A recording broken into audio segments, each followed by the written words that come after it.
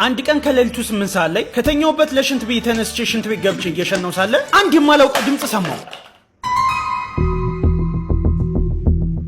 ማን ነው በዚህ ሌሊት ቤት የገባው ብዬ ቀስ ብዬ በሩን ከፍቼ ሳይ ታናሽ ወንድሜ በዚህ ሌሊት ልብሱን እየለባበሰ ነው። ታናሽ ወንድሜ ማለት የ10 ዓመት ልጅ የ4ኛ ክፍል ተማሪ እና ልጅ ነው። እና በዚህ ሌሊት ምን ይሰራል? ጭራሽ ልብሱን ለባብሶ ወጣ። ይሄን ጉድማ መጨረሻውን ማየት አለብኝ ብዬ ቶሎ ብዬ እኔም ልብሴን ለባብሼ መከተል ጀመርኩ። አረማመዱ ሁሉ ከዚህ በፊት አርጎት የሚያውቅ ነው የሚመስል። ምንም አይፈራም። እኔም ቀስ እያልኩ ከኋላው መከተል ጀመርኩኝ። በመጨረሻም አንድ የማይታወቅ ሬስቶራንት ውስጥ ገባ። ቆይ በዚህ ሌሊት እንዴት ነው ሬስቶራንቱ ክፍት ሊሆን የቻለው? ከዛም ከአንድ የማይታወቅ ሰው ጋር ተገናኘ።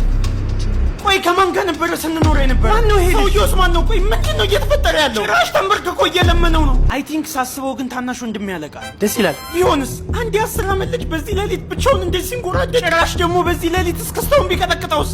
የሆነማ ልክ ያልሆነ ነገር አለ። ይሁት እስኪ በመጨረሻም አይ ቲንክ የሚፈልገውን ነገር ሁሉ አድርጓል መሰለኝ። ወደ ቤት መግባት ጀመረ። ከዛ ምንም እንዳልተፈጠረ ገብቶተኛ እና ምንድን ነው እየተፈጠረ ያለው? በጣም ግራ ገብቶኝ ነው። ላይክ ሰላም ነው ምንድን ነው?